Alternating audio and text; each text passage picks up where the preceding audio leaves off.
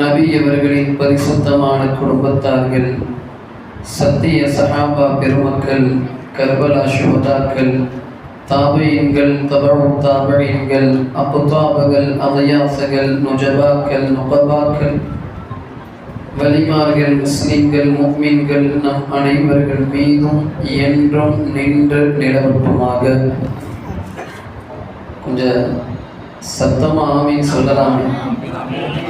ஏன்னா அற்புதமான ஒரு அஹ்லு சுன்னத்தி வல் ஜமாத்துடைய கூட்டத்தில் நம்ம இருக்கிறோம்.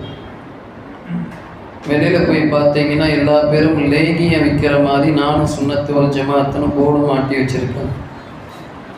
ஆனால் சுன்னத்து வல் ஜமாத்துங்கிறதுக்கு அடிப்படை கொள்கை என்ன என்று உலகத்திற்கு எடுத்து காட்டிய மாபெரும் ஒரு ஆளுமையின் கூட்டத்தில் இருக்கிற நம்ம ஆமீன் சொல்றதுக்கு இவ்வளவு சோம்பேறித்தனம் பண்ணா இப்போ மற்ற கூட்டம் எந்த கூட்டம் ஷரியத்தை தூக்கி பிடிக்கும். எனவே அஹ்லு சுன்னத்தி வல் ஜமாஅத்தின் அனைத்து கொள்கை கோட்பாடுகளை ஆணித்தரமாக உள்ளத்தில் ஏற்றுக்கொண்டு நபிகள் பேரான் எம்பெருமான் சையதுனா முஹம்மது ரசூலுல்லாஹி ஸல்லல்லாஹு அலைஹி வஸல்லம் அன்னவர்களை அளவுக்கு அதிகமாக मुस्तफ़ा की जो टीम है शादी पे इस्माइल यूसुफ प्लीज सीधा उधर गए कड़ेसी बना लाना ले जाते हैं उल्लाह में लगे ताई उल्लाह उल्लाह उल्लाह हां हमारे को पड़ते सारी काम को ऐसे बोलिए एनी बात कर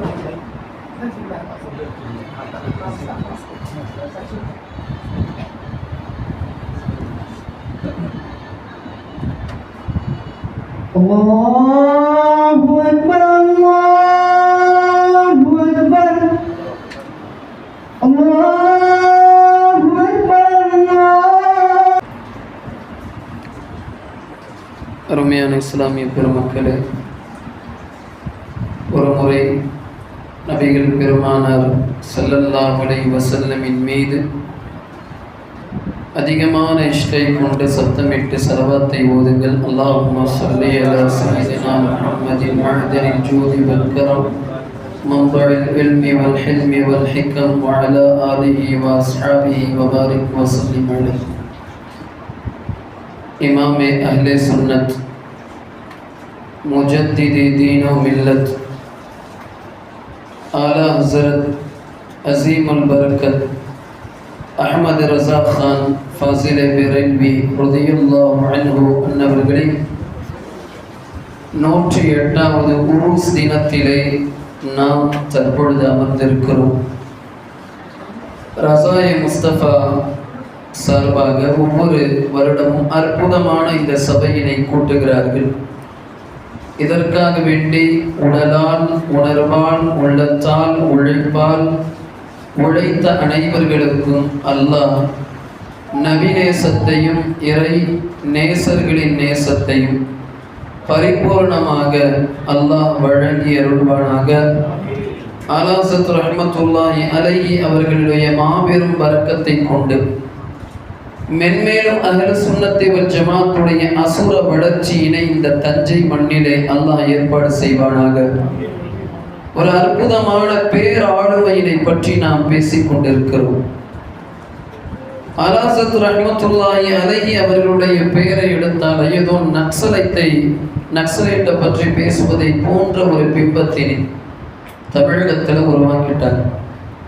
சென்ற வருடம் நான் பேசுகிற போது நான் இதை கூறியிருந்தேன். ஒருவர் அஹ்லு சுன்னத்தி வல் ஜமாஅத்தை என்று கூறிக்கொள்கிறார். ஆனால் ஆலா ஹஸரத் ரஹ்மத்துல்லாஹி அலைஹி அவர்களை எதிர்க்கிறார். அவன் சுன்னத் வல் ஜமாஅத் இல்லை. ஆலா ஹஸரத் ரஹ்மத்துல்லாஹி அலைஹி அவர்களின் மார்க்க சட்டங்களில் பல்வேறு கருத்து வேறுபாடுகள் இருக்கலாம், அதில் மாற்று கருத்து இல்லை. ஃபிக்ஹ் சட்டங்களிலே நிறைய இமாம்களுக்கு மத்தியில் கருத்து வேறுபாடுகள் நிறைய இருக்கு. இமாமுனா ஷாஃபி ரஹ்மத்துல்லாஹி அலைஹின் சட்டத்திற்கு மாற்றமாக இமாம் அபூ ஹனீஃபா ரஹ்மத்துல்லாஹி அலைஹி அவர்கள் சட்டம் இயற்றியிருப்பார். இவர்கள் இருவருக்கு மாற்றமான சட்டங்களை இமாம் ஜுஃபர் ரஹ்மத்துல்லாஹி அலைஹி கொடுத்திருப்பார். மார்க்க சட்டத்திலே, ஃபிக்ஹுடைய சட்டத்திலே இமாம்களுக்கு மத்தியில் கருத்து வேறுபாடு இருப்பது என்பது இயற்கை. ஆனால் அஹ்லு சுன்னத்தி வல் ஜமாஅத்தின் கோட்பாடிலே எந்த இமாம்களுக்கு மத்தியிலே பிரச்சனை இல்லை. அலாசத் ரஹ்மத்துல்லாஹி அலைஹி அவர்களின் ஃபத்வாக்கள் ரீதியான பல்வேறு ஃபத்வாக்கள்ல சுன்னத்தி வல் ஜமாஅத்தின் இமாம்களுக்கு மத்தியிலேயே இந்தியாவில் இருக்கிற நிறைய நபர்களுக்கு ஒரு சில விஷயங்கள்ல கருத்து வேறுபாடு இருக்கு. அது மாற்று கருத்து இல்லை. அதையெல்லாம் நான் உள்ளே போய் விவரமாக வெளியிலே சொல்லுவதற்கான ஒரு வாய்ப்பு எனக்கு இல்லை, பேசவும் முடியாது. கொள்கை ரீதியாக ஒருவர் தன்னை அஹ்லு சுன்னத்தி வல் ஜமாஅத் என்று பறைசாற்றுகிறார் என்றால் அவர் ஆலா ஹஸரத் ரஹ்மத்துல்லாஹி அலைஹி அவர்களை ஏற்கவில்லை என்றால் அவர் சுன்னத்தி வல் ஜமாஅத் இல்லை. ஏன் என்றால் அஹ்லு சுன்னத்தி வல் ஜமாஅத் என்ற டெஃபினேஷனை உலகத்துல சரியாக, கரெக்டாக, சமகாலத்துல சரியான நேரத்தில் கொடுத்த ஒரு மாபெரும் ஆளுமைக்கு பேர் ஆலா ஹஸரத். நம்ம இதை நல்லா விளங்கணும். ஒருவர் பசியோடு இருக்கிறார், கடுமையான பசி. அந்த பசியுடைய நேரத்துல போய் அவருக்கு உணவை கொடுத்தால் உயிர் தப்பிச்சிடும். அவர் செத்ததுக்கு அப்புறம் போய் பிரியாணி கையில கொடுத்தாலும் ஏற்க முடியாது. சரியான தருணத்தில், சரியான நேரத்தில் அவருக்கு கொடுக்கிற உதவிக்கு பேர் தான் சரியான உதவி. இந்த விஷயத்துல நாம் நன்கு நினைவில் கொள்ளணும். இந்த முஸ்லிம் உம்மத்து மொத்தமாக உலகத்தில் அனுப்பப்பட்ட நோக்கமே என்னன்னா, கடைசியாக ஒரு காரணிய நபி ஸல்லல்லாஹு அலைஹி வஸல்லம் வருகை தருவோம். உலகத்துக்கு நம்ம வந்தது ஆயிரக்கணக்கான நோக்கம் இருக்கலாம். சரியான நோக்கம் ரசூலுல்லாவுக்கு இஸ்ஸத் கொடுத்து, ரசூலுல்லாவுக்கு கண்ணியம் செலுத்தி, ரசூலுல்லாவை பின்பற்றி முஹப்பத் வைப்பதற்கு மாத்திரம் நாம் அனுப்பப்பட்டிருக்கிறோம். அல்லாஹ்வுடைய இபாதத் என்பது இரண்டாவது. உடனே ஷிர்க் வைத்ததை போல பேசக்கூடாது. நிறைய பேர் சண்டைக்கு வந்துடும். இறைவனுடைய இபாதத்தை இரண்டாவது என்று சொல்லிவிட்டு நாயகத்துடைய முஹப்பத்தை முதலாவது என்று சொல்லுகிறீர்களே. நான் சொல்லல, குர்ஆன் சொல்லுது. தெளிவாக குர்ஆன் சொல்லுது. ஏப்பா, நமக்கெல்லாம் தெரிஞ்ச மாபெரும் ஒரு இபாதத்து சாலைக்கு பேரு இப்லீஸ். இப்லீஸை பற்றி தஃசீர்ல தெளிவாக எழுதுவார்கள். சய்யிதுனா ஆதம் அலைஹிஸ்ஸலாம் அன்னவர்கள் அடங்கி இருக்கிற கபரை தவிர மொத்த உலகத்திலே அந்த இப்லீஸ் சஜ்தா செய்யாத ஒரு இடம் இல்லை. அவ்வளவு பெரிய ஆபித். இபாதத்தை வைத்து என்ன செய்ய முடிந்தது? முடிந்துச்சா? இல்லை. அப்ப எதை வைத்து உலகத்தின் மொத்த சூட்சமும் இருக்கிறது? அல்லாஹ்வுக்கு அடுத்து ஒரு பேரொளி இருக்கிறது என்றால் ரசூலுல்லாஹ்வுடைய தர்பார். அந்த தர்பார் வாசல் வழியாக நுழையலனா அல்லாஹ் யாருன்னு தெரியாது. படைத்தரப்பு யாரு என்று தெரியாத போது அவனுடைய நன்மை தீமைகள், அவனுடைய இபாதத்துக்களை விளக்கக்கூடிய சக்தி இந்த உம்மத்திற்கு எப்படி வரும்? உலகத்தில் வந்த அத்தனை நபிமார்களும் செய்த வேலை முஹம்மது ரசூலுல்லாஹ் என்ற மாபெரும் வெளிச்சம் உலகத்தில் வரப்போகுது. அந்த நபியிற்கு உதவி செய்ய வேண்டும், அவர்களுடைய வருகையினை உலகத்தில் எடுத்துச் சொல்ல வேண்டும், அவர்களை பற்றியான ஈமானை, குவத்தை, முஹப்பத்தை இந்த உம்மத்திற்கு எடுத்து சொல்லணும். அதுக்காக நபிமார்கள் அனுப்பப்பட்டார். குர்ஆன் சொல்லுகிறது, وَإِذْ أَخَذَ اللَّهُ مِيثَاقَ النَّبِيِّينَ. பெரிய ஆயத். நபிமார்கள் உலகத்தில் அனுப்பப்படுவதற்கு முன்னால் அல்லாஹ் நபிமாரிடத்துல வாக்குறுதி வாங்குறா, என்னுடைய ஹபீப் வரும்போது அவங்கள பத்தியான விஷயத்தை நீங்க மக்களுக்கு எடுத்து சொல்லணும். பேச்சுடைய சுருக்கம் என்னன்னா, நபிகளாரின் வருகையும் நபிகளாரின் இஸ்ஸத்தும் நபிகளாரும் கண்ணியம் தான் ஈமான். இந்த ஈமான் விஷயத்துல ஒவ்வொரு காலத்திலையும் பிரச்சனை ஏற்பட்டது. ரசூலுடைய முஹப்பத்தை குறை சொல்லும் விதமாக, உம்மத்தை குழப்பம் செய்யும் விதமாக ஒவ்வொரு காலத்திலையும் அந்தந்த காலத்துக்கு தூதுவா வஹாபிசம் கொடுச்சு. தாஹா நபி ஸல்லல்லாஹு அலைஹி வஸல்லம் போர்க்களத்துக்கு என்ன செஞ்சுட்டு இருக்காங்க? கனிமத்துடைய பொருளை பங்கிட்டு கொடுத்துட்டு இருக்காங்க. மிக பிரபலமான ஹதீஸ். இவ்வளோ பெரிய தாடி வைத்து தலையை மொட்டையடித்து கொண்டு காலில் துணி கிட்டத்தட்ட முட்டி வரை ஏற்றப்பட்ட நிலைமையில் ஒருத்தர் வராது. நல்லா பார்த்துக்கோங்க. ஹதீஸ்ல அடையாளம் முதற்கொண்டு தெளிவாக இருக்கிறது. இன்னைக்கு எந்த கூட்டம் அப்படி இருக்கிறது நமக்கே தெரியும். பள்ளிவாசலாக இபாதத்துடைய பெயரில் கெடுத்து கொண்டு இருக்கிற தப்லீக் வல் ஜமாஅத்தினை பற்றி பேசினா நிறைய பேர் கோபம் வந்துருது. உம்மத்துக்கு தானே வந்து அழைக்கிறாங்க, தொழுகைக்கு தானே அழைக்கிறாங்க. காலமாக இந்த உம்மத்து எதையெல்லாம் நன்மை என்று அஹ்லு சுன்னத்தி வல் ஜமாஅத்துடைய கொள்கைகளை பின்பற்றி கொண்டு வந்தார்களோ, ஊசியில வாழைப்படத்துல ஊசியினை நுழைப்பதை போல நுழைத்து இந்த உம்மத்தை கூறு போட்ட ஒரு கூட்டத்திற்கு பேர் தப்லீக் ஜமாஅத். மேடையில பேசிட்டா நமக்கு பயானுடைய வாய்ப்பு கொடுக்கறது இல்லை. நமக்கு அதை பத்தி பிரச்சனை இல்லை. தமிழகத்தில் இருக்கிற நிறைய ஆலிம்கள் தப்லீக் வல் ஜமாஅத்தை பற்றி பேச மாட்டாங்க. ஏன்? மீளாத பயான் கிடைக்காது. வலிமார்களுடைய உருசுல கூட அந்த ஆளை போட்டால் நேரமே குழப்பத்தை ஏற்படுத்தி போட முடியாது. அல்லாஹ்வுடைய மிகப்பெரும் காரணம், ஒரு தௌஃபீக்கின் காரணமாக நம்ம தஞ்சாவூர் தாருல் உலூம் கௌசியால தான் ஆரம்பத்துடைய கல்வி. 2003 இன்னைக்கு வரைக்கும் தப்லீக் ஜமாஅத்தையும் தேவபந்தையும் எதிர்த்து பேசியதாலேயே நிறைய பயான் கேன்சர். மீளாத பயானில் போஸ்டர்லாம் அடித்து ஒட்டிடுவாங்க. ஃபாதில் நாஃபி வராது, அப்புறம் ஒரு ஃபோன் வரும், அந்த ஆளையை கூப்பிட்டா போன உடனே பிரச்சனை வந்துடும். எக்கச்சக்கமான பயான்கள் குழப்பத்தில் போய் கேன்சல் செய்யப்பட்டது. நான் ஏன் சொல்கிறேன்னா, இந்த தப்லீக் வல் ஜமாஅத்துடைய மொத்த குருநாதர் ஒருத்தவர் தாடி அணிஞ்சிட்டு பெருமானார் ஸல்லல்லாஹு அலைஹி வஸல்லம் சபைக்கு வரார். ரசூலுல்லாஹ் தக்ஸீம் செய்து கொண்டு இருக்கிற போது நபிகள் நாயகத்துடைய அந்த திருப்பார்வை இப்படின்னு பார்க்கறது கூட சஹாபாக்கள் அஞ்சுவாங்க. நாயகத்திற்கு அவமரியாதையாக ஆகிவிடுமோ என்பதற்காக பெருமானார் ஸல்லல்லாஹு அலைஹி வஸல்லமுடைய திருப்பார்வையில கண்ணுக்கு நேராக பார்ப்பதற்கு கூட கூச்சப்பட்டு கண்ணிய குறைவு என்று நினைத்து கொண்டிருந்த சஹாபாக்களுக்கு மத்தியில எழுந்து நின்று எழுதியா முஹம்மதே நீளமாக பங்கெடுங்க என்று சொன்னபோது நபிகள் பெருமானார் ஸல்லல்லாஹு அலைஹி வஸல்லமுடைய திருவதனம் சிவந்து விட்டது. சய்யிதுனா உமர் இப்னு கத்தாப் ரலியல்லாஹு அன்ஹு ஹதீஸ்ல நிறைய ரிவாயத் வருது. சில ஹதீஸ்ல ஹாலித் இப்னு வலீத்னு வருது, சில ஹதீஸ்ல உமர் இப்னு கத்தாப் ரலியல்லாஹு அன்ஹு வருது. இதன் லி யா ரசூலல்லாஹ், உத்தரவு கொடுங்க நாயகம், இந்த முனாஃபிக்குடைய தலையை நான் சீவிடுறேன். ஒரு பாயிண்ட் நல்லா கவனிங்க. வந்தவர் தாடி வச்சிருந்தாரா, தொப்பி போட்டிருந்தாரா, ஜுப்பா கையில் எரிஞ்சிருந்தாரா, சுன்னத்தான தோற்றத்தில் இருந்தாரா, முஸ்லீமா தானே இருந்தாரு, ஏன் தலையை வெட்டணும்? ஹதீஸ் கூறுகிறது, நாயகத்துடைய கண்ணியத்தில் வைக்கக்கூடிய ஒரு சிறு துளி ஈமானம் உடைச்சது. அந்த கணமே ஈமான் போயிடுச்சு. இது ஒரு ஹதீஸ், நீண்ட நெடிய ஹதீஸ். நபி ஸல்லல்லாஹு அலைஹி வஸல்லம் அன்னவர்கள் இந்த ஹதீஸுடைய கடைசியில் சொல்லுவாங்க சஹாபாக்களை பார்த்து, இந்த மனிதரை பார்த்து கொள்ளுங்கள், இவருடைய சந்ததியில் தான் உலகத்தின் அத்தனை குழப்பவாதிகளும் வருவார்கள் என்ற முன்னறிவிப்பினை முஹம்மது ரசூலுல்லாஹி ஸல்லல்லாஹு அலைஹி வஸல்லம் சொல்லிட்டார். ஒவ்வொரு காலத்திலேயும் இந்த உம்மத்தை உடைப்பதற்காக, இந்த உம்மத்துடைய காரியங்களை எல்லாம் குஃப்ருடைய காரியம் என்று சொல்வதற்கு, ஷிர்க் என்று சொல்லுவதற்கு ஒவ்வொரு காலமும் புது புது தஜ்ஜால்களும் புது புது ஃபித்னாவாதிகளும் தோன்றினார்.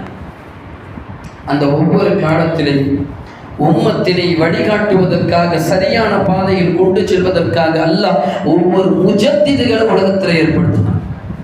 நாம் இமாம்களுடைய மதஹபுகளாக நினைத்திருக்கிற 4 இமாம்களும் முஜத்திதுகள். சையதுனா அபூ ஹனீஃபா ரஹ்மத்துல்லாஹி அலைஹி, சையதுனா இமாம் மாலிக் இப்னு அனஸ் ரலியல்லாஹு அன்ஹு, சையதுனா இமாம் ஷாஃபி இத்ரீஸ் ஷாஃபி ரலியல்லாஹு அன்ஹு, சையதுனா அஹ்மத் இப்னு ஹம்பல் ரலியல்லாஹு, 4 இமாம்களும் முஜத்திதுகள். ஃபிக்ஹ் துறையை மட்டும் கையில் வைக்கல, சுன்னத் வல் ஜமாஅத்தை காப்பாற்றினாங்க. வரிசையாக இமாம்கள் வருகிறார்கள். இமாம் அஷ்அரி, இமாம் மாத்துருதி, இப்படி வரிசையில வலிமார்களுக்கெல்லாம் தலைவராக வருகிற கௌசுல் ஆலம் முஹியத்தீன் அப்துல் காதிர் ஜீலானி கத்தஸல்லாஹு சிர்ரஹுல் அஸீஸ், முஜத்திதாக, முஃபக்கிஹாக, குதுபுர் ரப்பானியாக, கௌசு சமதானியாக உலகத்தில் அவதாரம் எடுக்கிறார். கூட்டத்தில் இருக்கிற அத்தனை குழப்பவாதிகளும் துடைத்து எறிகிறார்கள். செய்தனா முஸ்லாமுடைய பேச்சு என்ற வாழ்.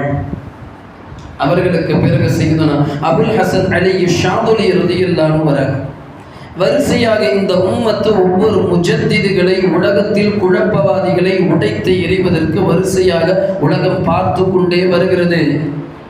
உலகமே போற்றக்கூடிய கிட்டத்தட்ட 1000 கிதாபுகளுக்கு நெருக்கமாக எழுதிய இமாம் ஜலாலுத்தீன் சுயூத்தி ரஹ்மத்துல்லாஹி அலைஹி, அந்த வரிசையில் இந்தியாவில் முஜத்திதே அல்-ஃபசான் ஷா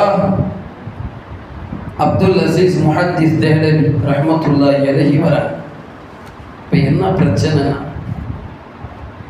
ஒவ்வொரு காலத்திலையும் புதிதாக குழப்பம் ஏற்படுகிற போது அந்த நேரத்தில் அந்த குழப்பத்தை உடைப்பதற்கு அல்லாஹ் ஒரு முஜத்திதை ஏற்படுத்துகிறார்.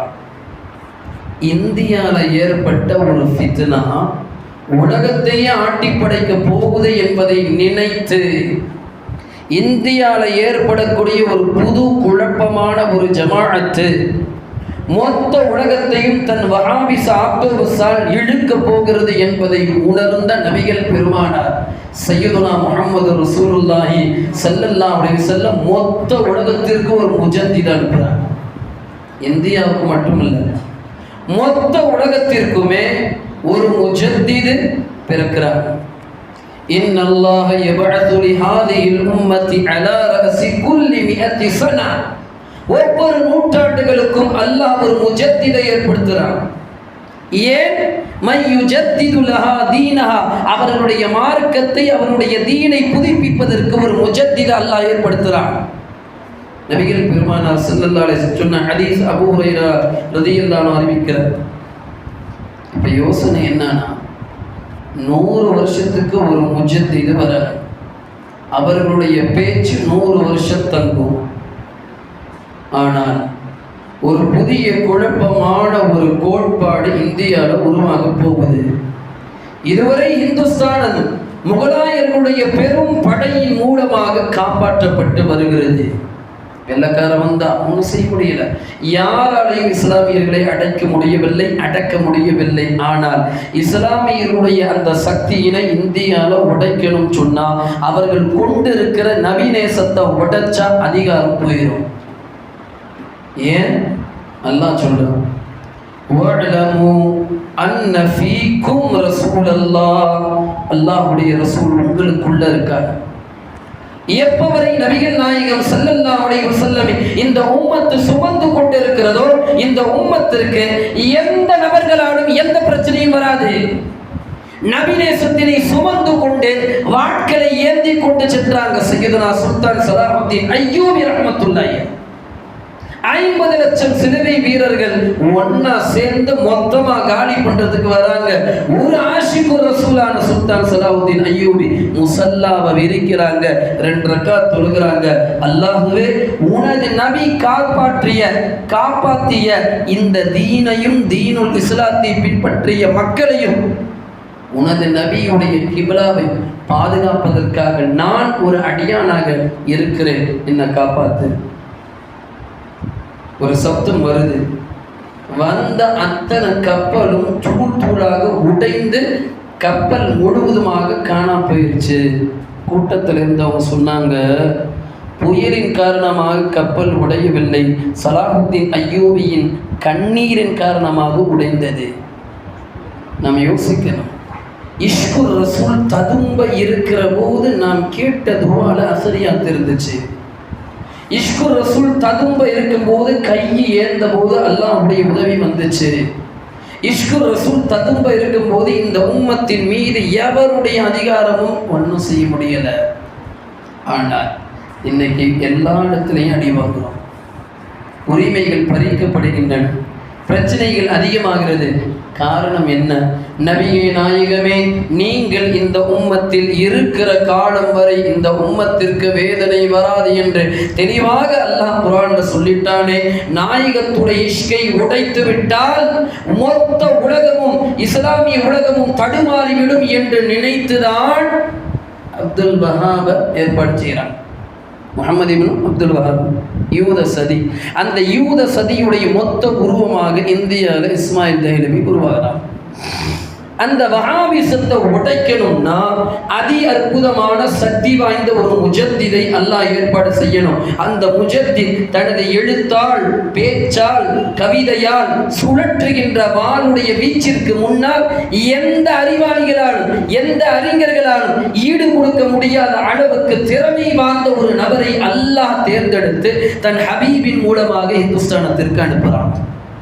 நபிகள் நாயகம் ஸல்லல்லாஹு அலைஹி வஸல்லமுடைய வாரிசாக, ரசூலுல்லாஹுடைய மாபெரும் போர் வாளாக சையதுனா இமாம் அலா ஹஸரத் ரஹ்மத்துல்லாஹி அலைஹி உருவெடுக்கிறார். யோசிக்கணும், இந்தியாவில் ஆலிம்கள் இல்லையா? எத்தனை ஆலிம்கள் இன்னைக்கு எதுக்கு எடுத்தால் தேவந்த மதரசால ஓதனை, காசிமியில ஓதனை, மசாஹீரில ஓதனை என்று சொல்லுகிறார்களே, அந்த நேரத்தில் தாருல் உலூம் தேவபந்து இருந்துச்சு. இவர்கள் கொண்டாடக்கூடிய ஆலிம்களான மௌலவி அஷ்ரஃப் அலி தானவியோ அல்லது ரஷீத் அஹமத் கங்கோயோ கலீல் அஹமத் அம்பேட்டியோ இவர்கள் அனைவர்களும் ஆயிரக்கணக்கான கிதாபுகளை எழுதி குவித்திருக்கிறாங்க. ஆனால் ஏன் தேவை ஆலா ஹஸரத் வர வேண்டும் என்ற தேவை ஏன் ஏற்பட்டது? யோசிக்கணும். அத்தனை ஃபிக்ஹ் சட்டங்களும் அத்தனை பிரச்சனைகளும் கிதாபில் இருந்துச்சு தவிர உம்மத்தை வழிநடத்துவதற்கு, நபீநேசத்தால் உம்மத்தினை வழிநடத்துவதற்கு சரியான ஆளுமை அங்கே இல்லை. எதையெல்லாம் பாரம்பரியமாக சுன்னத் வல் ஜமாத் என்று நாம் பின்பற்றி கொண்டு வந்தோமோ அவை அனைத்தையும் பிதஅத் என்று ஷிர்க் என்று உடைக்கக்கூடிய ஒரு உம்மத்து வந்துருச்சு. பகிரங்கமா பேசுச்சு. புதுசா தக்வியத்துல் ஈமான் என்ற கிதாபை உலகத்துல முதல்ல ஏற்பாடு செய்யறாங்க. கிதாபு தௌஹீத் என்ற கிதாபை அப்படியே நேர்மாற்றம் செய்து இந்தியாவில் தக்வியத்துல் ஈமான் என்ற கிதாபாக டிரான்ஸ்லேஷன் செய்யப்படுது. அதுல யாரும் ரசூலுல்லாஹ் என்று அழைப்பது ஷிர்க்கு, வலிமார்களிடத்தில் போகிறது ஷிர்க்கு, தாவீஸ் கட்டுறது ஷிர்க்கு, அவுலியாக்களுடைய பேரால ஃபாத்தியா செய்வது ஷிர்க்கு என்று அன்றாடம் நாம் எது அஹ்லு சுன்னத்தி வல் ஜமாத்துடைய அடையாளமாக பின்பற்றுகிறோமோ அனைத்தையும் அந்த கிதாபு உடைச்சிருச்சு. இந்த கிதாபு எல்லா இடத்துக்கும் போய் சேரக்கூடிய அந்த நேரத்தில் இந்த கிதாபுடைய கருத்துக்களாக, கொள்கைகளாக தாருல் உலூம் தேவபந்து மதரசாவுடைய ஆலிம்கள் உருவெடுக்கிறாங்க. பிரச்சனை ரெண்டாவது அதுதான். தக்வியத்துல் ஈமானோட கிதாப் நிக்கல. அந்த தக்வியத்துல் ஈமானுடைய அதே கருத்தை கொண்டு இந்த உம்மத்தை உடைத்தெறியக்கூடிய மாபெரும் கருத்துக்களை கொண்ட பல்வேறு கிதாபுகள் உலகத்தில் வருது. ஒரு சின்ன எக்ஸாம்பிள் நான் சொல்றேன். நீங்க எல்லாம் ஆசையோட, பாசத்தோட, எதிர்பார்த்து நீங்கள் முஹப்பத்தோடு வச்சிருக்கிற ருஷ்து மசத்தை பார்த்து நான் சொல்றேன். நான் ஒரு கனவு பார்த்தேன். நான் ஒரு ருஷ்து மசத்தும் நடந்து போயிட்டு இருந்தோம். கீழே சாக்கடை. நான் போயிட்டு இருக்கும்போது ருஷ்து மசத் கை தவறி, கால் தவறி கீழே விட போனாங்க. நான் ருஷ்து மசத்தை பிடிச்சு நான் இழுத்துட்டேன் அப்படின்னு சொல்றேன். சரி, நான் ஒரு ஆலிமே இல்லை, நான் ஒரு ஆலிம் இல்லாத ஒருவர். நீங்கள் அனைவரும் மதிக்கக்கூடிய ருஷ்து மசரத்தை சாக்கடையில் விழுக போனாங்க அப்படின்னு ஒரு கருத்தை நான் சொல்லும் போது உங்களுக்கு எவ்வளவு கோபம் வரும்? ஒரு யதார்த்தம். இன்னொருவர் சொல்றார், ஒரு வீட்டில் ஃபாத்தியா கூப்பிட்டுருக்காரு. ஹஸ்ரத் போய் உட்காந்துட்டார். ஹஸ்ரத் என்ன சொல்றாரு, நேற்று நைட்டு ஒரு கனவு பார்த்தேன், உங்கள் மனைவி எனக்கு மனைவியாக வர்ற மாதிரி நான் பார்த்தேன்னு சொன்னால் விட்டுருவீங்களா? விளக்கமாத்த அடிக்க மாட்டேன். அன்றாடம் பேசுவதற்கு கூச்சமாக இருக்கிற சில விஷயங்களை கூட பகிரங்கமாக எழுத்துக்களில் கொண்டு வந்த கயமைத்தனமான எழுத்தாளர்களை சுழற்றுவதற்கு இந்தியாவில் முதல்ல ஒரு வாள் வீசப்படுகிறது என்றால் அது சய்யிதுனா ஆலா ஹஸரத் ரஹ்மத்துல்லாஹி அலைஹி அவருடைய வாள். அந்த வாள் மட்டும் இல்லை என்ன ஆயிருக்கும்? நானும் நபிகள் நாயகம் ஸல்லல்லாஹு அலைஹி வஸல்லம் சிராத்துல் முஸ்தகீம் பாலத்தில் நடந்து கொண்டு சென்றோம். நபிகள் நாயகம் கால் தவறி நரகத்தில் விழப்போனார்கள். நான் கை தாங்கி பிடித்தேன் என்று மௌலவி அஷ்ரஃப் அலி தானவி பகிரங்கமாக சொல்லுகிறார்கள் என்றால் இந்த முழு உம்மத்து முஹம்மது ரசூலுல்லாஹ் நரகத்தில் கீழே விழ போனாங்க. அஷ்ரஃப் அலி தானவி விழ போனாரு என்று சொல்லுகிற அஷ்ரஃப் அலி தானவி கைப்பிடிச்சாருன்னு சொன்னா அதை ஏத்துக்குச்சு. ரத்து கொடுக்கலையே, மறுப்பு தெரிவிக்கலையே, விமர்சனம் செய்யலையே. எவ்வளவு பெரிய குஃப்ரியத்தான வார்த்தை என்பதை உலகத்திற்கு எடுத்து சொல்வதற்கு யார் வேணும்? ஆலா ஹஸரத் ரஹ்மத்துல்லாஹி அலைஹி வேணும். அஷ்ரஃப் அலி தானவியை பற்றி பேசாதீங்க, கலீல் அஹமத் கங்கோயை பற்றி பேசாதீங்க. இலியாஸ் காந்தலவியை பற்றி பேசாது, அப்போ யாரை பற்றி பேசுறது? அபூஜஹலை ஏன் பேசணும்? உத்பாவை ஏன் பேசணும்? ஷைபாவை ஏன் பேசணும்? அன்னைக்கு தான் பிரச்சனை முடிஞ்சிச்சு, ஏன் இப்போ பேசணும்? நபிகளாருக்கு எதிரி, நபிகளாருடைய கண்ணியத்தை கெடுத்தார், எனவே பேசுகிறோம். ரசூலுடைய இஸ்ஸத்தில் கண்ணியத்தில் ஒருவர் அத்தையாத்தில் உட்காரும் போது என் வீட்டில் கட்டி இருக்கக்கூடிய ஆடு மாடு கழுதைகளை நினைப்பதை போல நபிகள் நாயகம் ஸல்லல்லாஹு அலைஹி வஸல்லம் தொழுகையில் நினைப்பது, அதுவும் இதுவும் ஒன்று ஒருத்தவர் எழுதியிருந்தார். அப்ப அவர் எவ்வளவு உச்சக்கட்டமான வன்மத்தினை, வஹாபியத்தை, பிரச்சனையினை இந்த உம்மத்துக்கு மத்தியில் ஏற்படுத்துகிறார். இதை எடுத்து சொல்லுவதற்கான திராணி யாருக்கு இருக்கு? அல்லாஹ். எவ்வளவு வார்த்தைகள். நான் நேற்று ஒரு கனவு பார்த்தேன். ஆயிஷா நாயகி உங்க வீட்டுக்குள்ள வர்ற மாதிரி ஒரு கனவு பார்த்தேன்னு ஒருத்தர் வந்து சொல்றார். அவ்வளவு எஷ்ரப்படி தானவி சொல்றார், எனக்கு சின்ன வயசுல ஒரு பெண்ணு நான் திருமணம் முடிக்க போகிறேன்னு சொல்றார். இந்த கனவுக்கு தான் விளக்கமா? வன்மத்தை கொண்டு வஹாபிசத்தை இந்த உலகத்தில் தூள் தூளாக ஆக்குகிற போது ஆலா ஹஸரத் ரஹ்மத்துல்லாஹி அலைஹியுடைய எழுத்தால், பேச்சால், கவிதையால் தூள் தூளா உடைச்சிட்டார். ஆலா ஹஸரத் ரஹ்மத்துல்லாஹியுடைய நிறைய ஆற்றல்களை, திறமைகளை பற்றி பேசுகிறோம். ஒரு விஷயத்தை சொல்லி நான் பயானுக்கு முடிவு கொண்டு வந்துடுறேன். ஆலா ஹஸரத்தை விளக்கணும்னு சொன்னான்.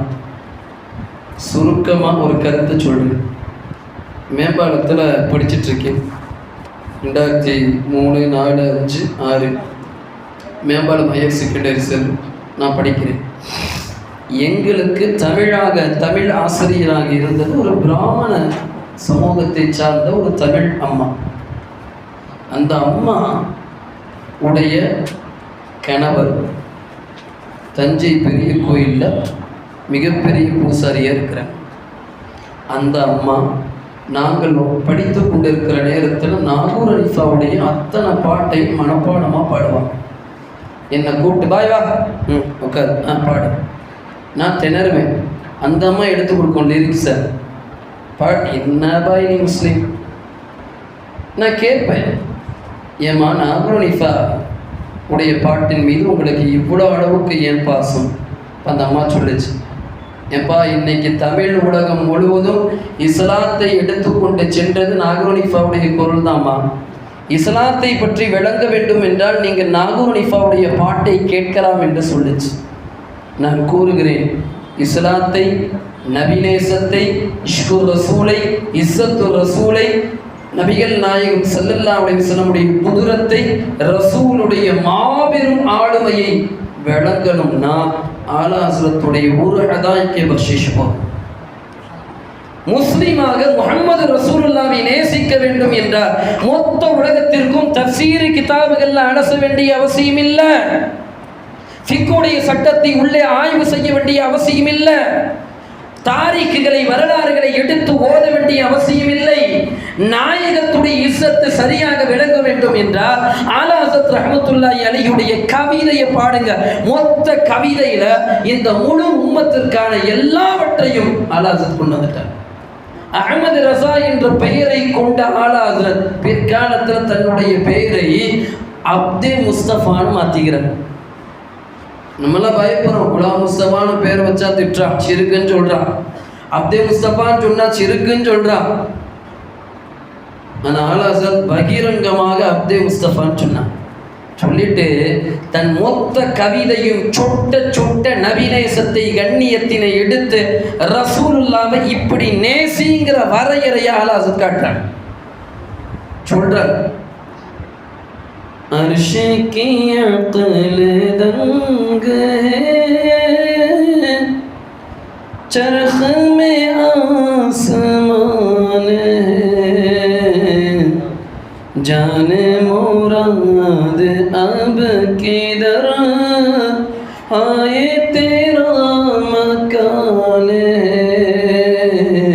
नबी नायक अर्शिले இருக்கக்கூடிய ரப்புல் ஆலமீன், அர்ஷில் ஆளுமை செலுத்துகிற ரப்புல் ஆலமீன் மொத்த உலகத்தையும் தன் ஆளுமையால் கட்டுப்படுத்துகிறார். அரிஷை ஆளுமைப்படுத்துகிற அந்த அல்லாஹ்வை நான் நெருங்க வேண்டும் என்றார். அண்ணலாரே, உங்களுடைய பாத சுவடுகளை எனக்கு கொடுங்கள் நாயகமே கேட்கிறாங்க. ஆலாஸ் உங்களுக்கு பக்கத்தில் நாங்கள் ஓடோடி வருகிறோம் நாயகமே, நீங்க கிடைச்சா மொத்த உலகமும் எங்களுக்கு கிடைத்து விடும் என்று சொட்ட சொட்ட கவிதை பாடுறார். ओ जो ना थे तो कुछ न था, ओ जो ना हो तो कुछ न हो, जान है वो जहान की, जान है तो जान है. மூவுலகத்திற்கும் முஹம்மது ரசூலுல்லாஹ் உயிரே. முஹம்மது ஸல்லல்லாஹு அலைஹி வஸல்லம் என்ற நூறு இல்லை என்றால் பிரபஞ்சத்தின் அண்ட கோடி சராசரங்களும் தூள் தூளா உடைஞ்சிடும். நாம் பார்க்கக்கூடிய இந்த யூனிவர்ஸ் லட்சக்கணக்கான கேலக்சிகளையும் அண்டத்தையும் மில்கி வேயையும் சோலார் சிஸ்டத்தையும் தனக்குள்ளே கொண்டிருக்கிற இந்த மொத்த பிரபஞ்சத்தின் மூலாதாரம் யாரு? முஹம்மது ரசூலுல்லாஹி ஸல்லல்லாஹு அலைஹி வஸல்லம் ஒளி. அந்த வெளிச்சம், அந்த ஒளி இல்லைன்னா மொத்த பிரபஞ்சமும் அழிஞ்சிரும். ஜானே ஹோ ஜஹானிக்கு. நபிகள் நாயகம் ஸல்லல்லாஹு அலைஹி வஸல்லம் இந்த பேரண்டத்தின் உயிர். அந்த உயிர் இல்லை என்றால் ஜானே ஹோ ஜஹானிக்கு, ஜானே ஹே தோ ஜஹான் ஹே. ரசூல் இருந்தா பிரபஞ்சம் இருக்கும். அல்லாஹ் ஒரு விஷயத்தை சொல்றாங்க, நபிநேசம் எப்ப வரைக்கும் உலகத்துல இருக்குதோ கியாமத் வராது. நபிநேசம் எப்பொழுது உலகத்தை விட்டு செல்லுகிறதோ உலகத்துடைய அழிவின் ஆரம்பம் அதுதான். சொல்லிட்டு சொல்றாங்க, நான் தொழுகலையே, நான் வணங்கலையே, நான் நோன்பு வைக்கலையே, நான் சக்காத்து கொடுக்கலையே, ஆனா எனக்குள்ள இஷ்கு ரசூல் இருக்கு. முடிச்சது இன்ஷா அல்லாஹ். ரசூல் எடுத்த ஒரு சஹாபி வர கேட்கிறான், நாயகமே அதிகமா சொல்லிக்கிற மாதிரி என்னிடத்துல நோன்பு இல்லை, அதிகமா சொல்லிக்கிற மாதிரி இபாதத் இல்லை, ஆனால் உங்களை உயிருக்கு உயிராக